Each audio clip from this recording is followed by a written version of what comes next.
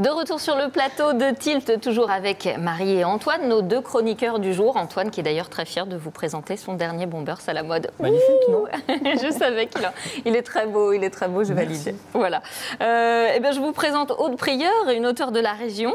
Elle a écrit son premier roman, s'appelait Cherche et tu ne trouveras pas. Et là, elle vient de sortir Je suis seule ce soir. Première question qu'on vous pose. Ça va bien? Vous le vivez bien? Vous voulez qu'on en parle? Alors, on me demande effectivement souvent si j'ai donné ce titre à mon roman pour passer un message, mais pas du tout. Enfin, il y a bien un message à transmettre, mais c'est pas celui qu'on pense. Cherche et tu ne trouveras pas. Donc, Je suis seule ce soir, en fait, ça fait référence à une chanson de Léo Marjane qui est sortie en 1942 et qui a été écrite par cette femme qui était mariée à un prisonnier de guerre. Et donc, toutes les femmes de prisonniers de guerre se sont retrouvées dans cette chanson qui est absolument magnifique. Et on va vous expliquer pourquoi cette chanson, elle correspond à ce livre. Vous venez donc de sortir Je suis seule ce soir, qui est donc votre deuxième roman. Alors, le pitch, Laure est enceinte de son 4e enfant et elle tombe sur le journal intime d'Éléonore, la grand-mère de son mari. La suite? Pardon, c'est Éléonore. Oh là là, mais j'ai tout faux. C'est pas grave. Eh bien, la suite, elle va fouiller dans l'histoire du passé de la famille de son mari, en fait, quitte à faire des dégâts au présent dans sa propre famille, parce qu'elle veut absolument retrouver ce qui s'est passé pendant la guerre. Éléonore est un sujet dont on ne parle pas dans la famille du mari de Laure, et elle est décédée très jeune, Louis ne l'a jamais connue, donc c'est quelque chose vraiment qui l'intrigue.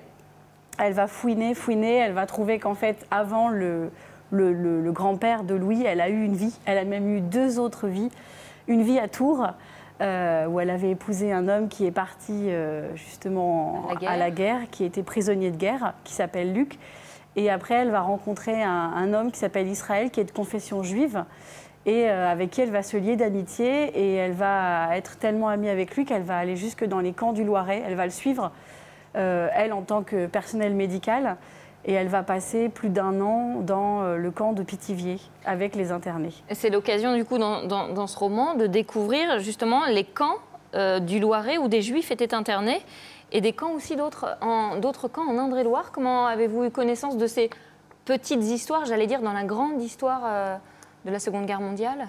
Alors, je suis historienne de formation et j'ai travaillé pendant 3 ans dans un musée sur la déportation. Donc, j'étais effectivement en réseau avec différents musées de la région. Et effectivement, en Indre-et-Loire, il y avait le camp de la Lande à Mont, dont je parle justement dans le roman. Éléonore est institutrice, en fait, au début à Tours, à l'école Michelet. Et elle parle de ces élèves qui viennent du camp de la Lande, puisque du coup, on a raflé des Juifs à Bordeaux en 1940 et on les a acheminés jusqu'au camp de la Lande à Mont. Et en fait, ils ont vécu là, enfermés dans des camps pendant quelques mois. Et les enfants étaient scolarisés à l'école Michelet à Tours. Après, il y a aussi le camp de la Morellerie qui, lui, a interné aussi des tziganes.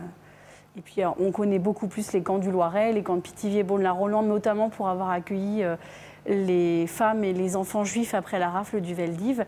Mais ce qu'on sait moins, c'est que ces camps ont accueilli auparavant les hommes raflés le 14 mai 1941 qui ont passé plus d'1 an dans les camps. Donc, qui ont reconstitué en fait une espèce de vie, de collectivité au sein du camp, hein, notamment avec une vie culturelle. J'en parle dans mon roman. Il y avait des concerts, il y avait des conférences d'organiser dans le camp. Enfin, voilà, toute une vie culturelle autour de ces hommes internés. Dans ce livre, on retrouve donc Laure, que l'on avait déjà suivi dans votre premier roman. Mais on peut quand même lire ce livre sans avoir lu le premier. Oui, effectivement. Les 2 sont indépendants. C'est la suite logique, plusieurs années après, mais l'histoire fait qu'en fait, on peut le lire indépendamment du premier. Et là, on a parlé de la Seconde Guerre mondiale, des camps.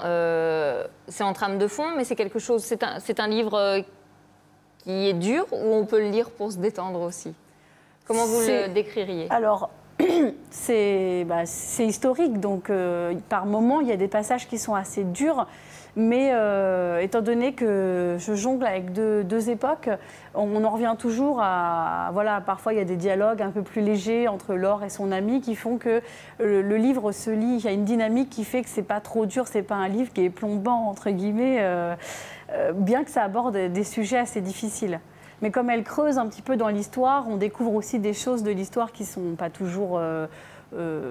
triste, entre guillemets. À un moment donné, on parle voilà, du mur de l'Atlantique. C'est quelque chose de... Bien sûr, il y a eu des déportations, mais on ne parle pas toujours de déportations de femmes et d'enfants. Il a été compliqué à écrire ce livre, plus compliqué que le premier, ou finalement c'était le premier qui était le plus difficile parce que faut trouver le réseau, l'éditeur, ou là ça a été difficile de faire le second? Il vous a pris 6-7 ans? Non, pas du tout. Bon. Là, je l'ai écrit. En fait, l'écrire, c'est pas le plus compliqué. Ouais. Parce que celui-là, ça m'a pris 2 semaines à l'écrire en novembre 2014. Mais après, il y a tout le travail de relecture, de correction, d'aménagement. Et oui, trouver un éditeur, c'est forcément compliqué quand on n'est pas issu du milieu, quand on n'a pas le réseau. Mais je ne me plains pas. J'ai un éditeur qui m'a fait confiance et je le remercie d'ailleurs au passage d'avoir publié mon roman. Bon, alors ça s'appelle « Je suis seule ce soir ». Où est-ce qu'on peut le trouver? Vite, vite, vite. Alors, dans les librairies orléanaises, sur le site de l'éditeur et puis après en commande dans toutes les librairies. Eh ben merci Aude d'être venue pour nous présenter votre deuxième ouvrage.